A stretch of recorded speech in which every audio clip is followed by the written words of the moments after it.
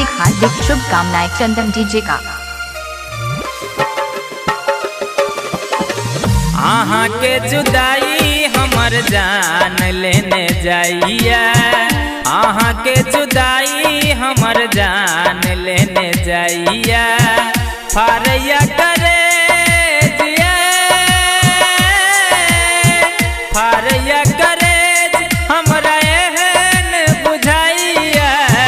आहाँ के जुदाई हमर जान लेने जाइया, आहाँ के जुदाई हमर जान लेने जाइया। इलाका किसी का हो धमाका चंदन डीजे का होगा।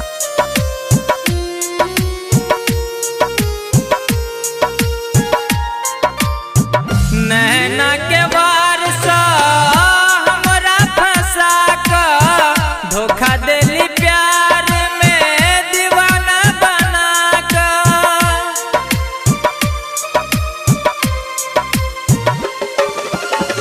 नैना के वार सा हमरा फंसा का धोखा देली प्यार में दीवाना बना का।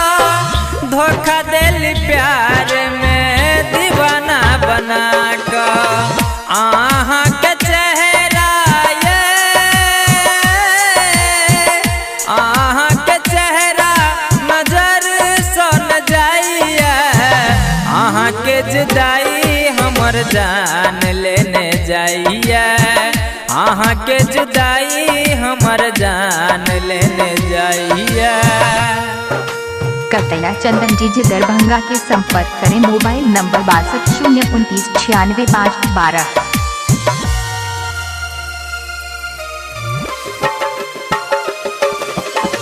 भूल न पैब कहियो आहाँ के प्यार ये, क्षण भर न मिले चली छलो बेकरार ये।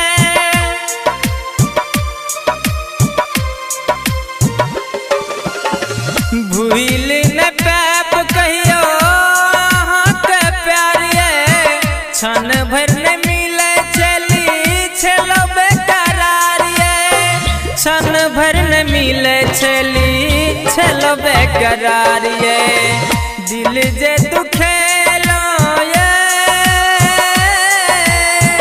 दिल जे दुखेलो आहू के दुखैत ये।